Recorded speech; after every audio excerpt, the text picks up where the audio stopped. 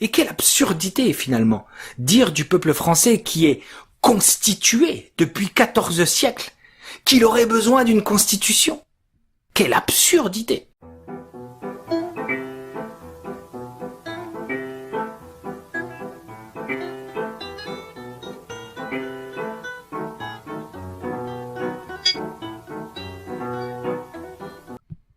Mesdames, mesdemoiselles, messieurs, bienvenue. Le livre est une arme, petit message rapide. Avant d'entrer dans le vif de la chronique, abonnez-vous à la chaîne de secours Le livre est une arme qui était écrite ci-dessous.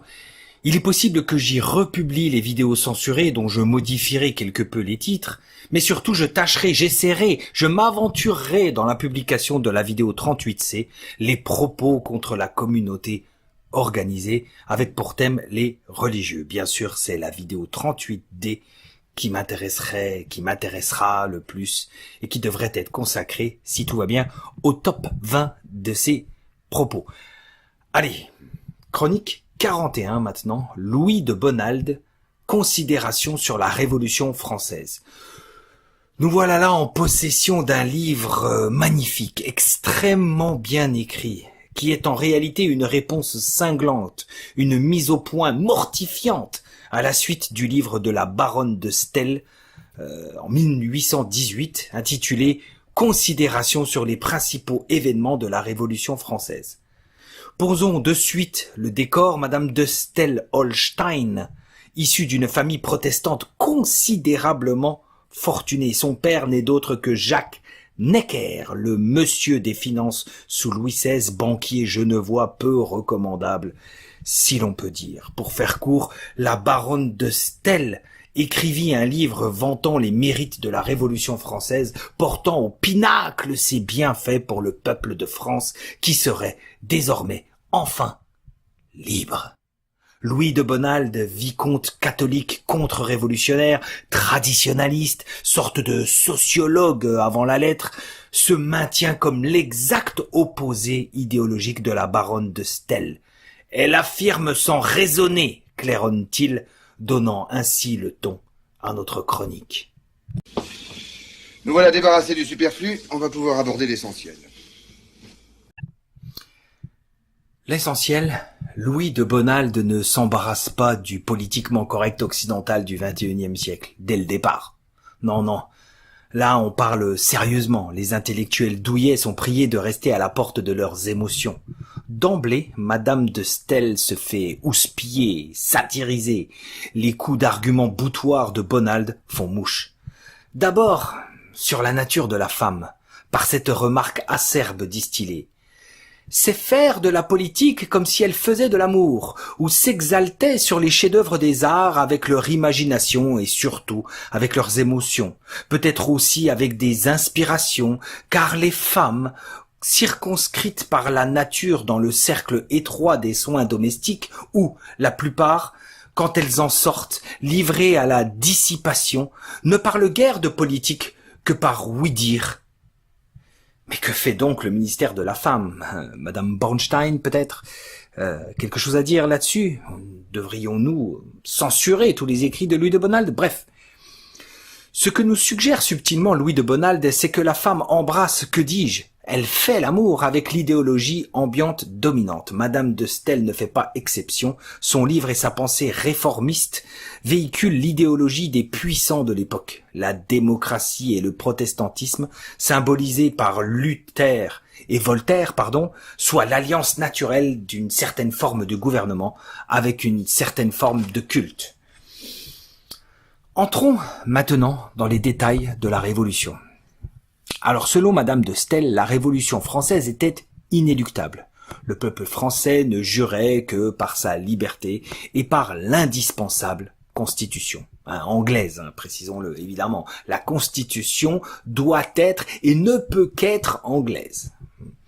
Louis de Bonald en sourit presque devant tant d'inepties. Agiter le peuple avant de s'en servir, c'est un peu le propos qu'il tient pour dénoncer les malversations politiques des libéraux qui semèrent le désordre dans la société, qui financèrent et diffusèrent de nombreux ouvrages impies et séditieux, puis apparurent in fine comme des sauveurs avec leur constitution importée des Anglais.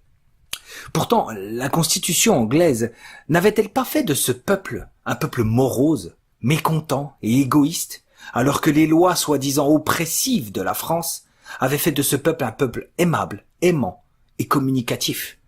L'anglais cherche à quitter son pays, pas le français. Les riches anglais débarquaient en France, et Madame de Staël, elle, étonnamment, y restait. Et quelle absurdité, finalement, dire du peuple français qui est constitué depuis 14 siècles qu'il aurait besoin d'une constitution. Quelle absurdité! La vérité est que les libéraux, et cela rejoint notre dernière vidéo 39 tirée du livre de Bernanos, les libéraux se sont attaqués à ce que les Français avaient su créer depuis tant de siècles, leurs vertus. S'attaquer aux vertus du peuple français, c'est lui enlever sa liberté. L'usure, l'ivrognerie, la débauche éclose sous la Révolution, ou juste avant, pour pousser le peuple à des désordres allant à l'encontre de ses habitudes, de ses affections, de ses appétences, de ses vertus. Car la France avait la royauté, une royauté ancrée, masculine et surtout indépendante, c'est-à-dire un pouvoir constitué, une justice constituée aussi avec ses magistrats et leurs devoirs politiques de conseil, une religion constituée aussi avec ses docteurs et orateurs chrétiens, une nation constituée en 3 ordres complémentaires. La royauté, la justice et la religion constituent une nation, donnent vie à une nation, nourrissent une nation. Voilà la signification première du terme constitution. Et c'est cette indépendance-là qui est la cible des libéraux protestants anglo-saxons. Autre désaccord majeur avec Madame de Staël au sujet de la noblesse. Madame de Staël, c'est un peu l'ancêtre du manuel scolaire d'histoire d'aujourd'hui. Elle enfile les perles du discours dominant éculé avec un aplomb déjà tout britannique. La méchante noblesse. Louis de Bonald rappelle qu'un noble français a pour vocation de servir la nation. Il jouait un peu le rôle de ce que nous appellerions aujourd'hui les hauts fonctionnaires. Sauf que les nobles, eux, à leur époque, étaient fidèles et servaient le peuple, principalement dans la justice et la force. Déjà, les nobles n'avaient pas le droit de commercer, pas le droit de s'enrichir, pas le droit non plus de se plaindre auprès du roi, par courrier, contrairement au reste de la population. En fait, l'anoblissement, et effacez tout de suite cela de votre esprit si tel était le cas, l'anoblissement n'est pas un privilège social. Ça, c'est une vision matérialiste actuelle. L'anoblissement demeurait une élévation, certes, mais une élévation morale, c'est-à-dire servir le public dans les professions publiques de la justice et de la force. Que celui qui veut être au-dessus des autres ne soit que leur serviteur, disait l'évangile de Matthieu. Servir, c'est donc se départir du langage de la passion, se détourner des richesses, soit l'inverse de ce qui leur est reproché par les libéraux, qui, eux, ne prônent que l'élévation matérielle. L'idée des libéraux, la pensée des libéraux, la tactique des libéraux et de leur porte-voix, Madame de Staël, apparaît comme subtile. Elle est de briser l'harmonie de la société française en transformant la noblesse en une sorte de patriarcat qui exercerait. Et qui exercerait sur qui, me direz-vous? Eh bien, sur des individus, comme en Angleterre, comme dans les parfaites républiques. Démembrer la noblesse, c'est démembrer la famille, puisque l'anoblissement valait pour tous ses membres. Le père travaillait pour ses enfants dans un vrai esprit de famille, une vraie cohésion. En Angleterre, seul l'aîné peut passer dans l'ordre politique, et les intérêts des cadets sont souvent contraires à ceux de l'aîné. En clair, tu ne sors pas de ton état. En France, toute la famille pouvait, par son travail, s'élever jusqu'à la noblesse. Pour cela, il fallait obtenir reconnaissance, soit une reconnaissance du peuple, par exemple après avoir créé une industrie prospère, un commerce florissant, honnête et respectueux des clients, sans tâche et de qualité, soit par une reconnaissance du roi, généralement durant les périodes de guerre ou de crise, le roi anobli, les courageux. Mais ce que Louis de Bonald souhaite mettre en exergue, c'est cette différence du pouvoir entre la France et l'Angleterre. En monarchie française, écoutez bien, c'est la partie la plus brillante selon moi. En monarchie française, le pouvoir est indépendant des sujets dont l'obéissance est active. En monarchie république anglaise, Le pouvoir est dépendant de ses sujets dont l'obéissance est passive. En fait, toute la subtilité est là, depuis des siècles. Subtilité qui a scintillé encore ces dernières semaines au moment des élections présidentielles. Schématisons pour que vous compreniez mieux. La République donne l'illusion du pouvoir au peuple à travers le vote et le choix de leurs dirigeants, et après cela, plus rien pendant 4 ans, 5 ans, 7 ans avant. D'où l'idée de surmédiatiser les élections, histoire de faire croire à une responsabilité, à une liberté, à une force de l'électeur. Alors que dans un pouvoir indépendant de ses sujets, le roi fait les lois sans pression excessive des organes extérieurs. Il a des conseils, certes, mais pas de pression de coterie quelconque. La pire chose qui puisse arriver est un mauvais roi. C'est vraiment la pire chose qui puisse arriver, un mauvais roi. Mais son règne sera limité dans le temps. Alors que dans un pouvoir dépendant, au contraire, le mal est sans remède, puisqu'il est entré de l'extérieur et n'en sortira pas. Le mal s'ancre, le mal gangrène. Parlons de l'Angleterre maintenant, cette chère Angleterre. Pour Madame de Staël, le peuple anglais, c'est le plus brillant, le plus évolué, le plus civilisé. Bref, c'est le peuple élu. Ben oui, c'est logique. Le meilleur système politique au monde ne peut qu'engendrer le peuple le plus intelligent, le peuple de Dieu. Sauf que les faits sont têtus. En Angleterre étaient commis à l'époque 20 fois plus de crimes capitaux qu'en France. 20 fois, au point même que ces malades mentaux, ces dégénérés étaient expédiés manu militari sur le territoire américain, terre anglaise aux confins. Pourquoi cela? Eh bien parce qu'on ne désirait pas trop effrayer la population avec des exécutions quotidiennes de malades mentaux, de dégénérés, de criminels. Et que dire de la politique extérieure des Anglais? Leur traitement des Irlandais, par exemple. Louis de Bonald rappelle que ces Anglais qui vantent tant l'indépendance s'en vont imposer leur délire philosophique aux autres, comme ils le firent en France, en ruinant les principes religieux et politiques qui faisaient sa force. Et Louis de Bonald creuse encore sa réflexion. Toutes ces grandes admirations pour la Constitution anglaise, tout ce zèle si ardent ne poursuit qu'une seule finalité, la destruction du catholicisme. Car ne pouvant attaquer de front le catholicisme défendu par tout un peuple, il fallait changer de gouvernement, il fallait changer de gouvernance, de système politique, car un gouvernement mène irrémédiablement à une religion populaire, dans le sens négatif du terme ici, c'est-à-dire non élévatrice. Et cette religion populaire, c'est le protestantisme. Seul le protestantisme peut mener à la démocratie. Terminons avec les libertés fausses qui sont perpétrées par Madame de Staël au sujet des libertés sans suspense aucun. Donc, l'Angleterre est le pays des droits, le pays le plus libre, auquel la France devrait fortement s'inspirer. Vous avez compris la ritournelle. Louis de Bonald, encore une fois, s'insurge. Qu'est-ce qu'un peuple libre? Un peuple libre, c'est un peuple qui consent lui-même ses lois. Des lois auxquelles il obéit sans sourciller, naturellement. Depuis des siècles, des lois ratifiées et re-ratifiées, des lois ancrées, devenues une culture, devenues une tradition. Et en cela, la France est totalement libre. Seulement pour vendre son Angleterre, Madame de Staël va sortir de son chapeau de traîtresse, si on peut dire, de nouvelles lois. Comme si elle déterminait une avancée civilisationnelle. Des nouvelles lois anglaises, vous l'avez deviné. Par exemple, la liberté de la presse. Oh, quel génie, la liberté de la presse. Encore aujourd'hui, on nous saoule avec la liberté de la presse. C'était comme si n'importe quel homme, n'importe quel journaliste ne parle que de ça. C'est insupportable, la liberté de la presse. Dès qu'il y a un journaliste touché quelque part, la liberté de la presse. Mais quel progressisme typiquement anglo-saxon. De Bonald rétorque que ça ne peut pas être une liberté. Que ce n'est une liberté que pour le petit nombre de personnes qui écrivent.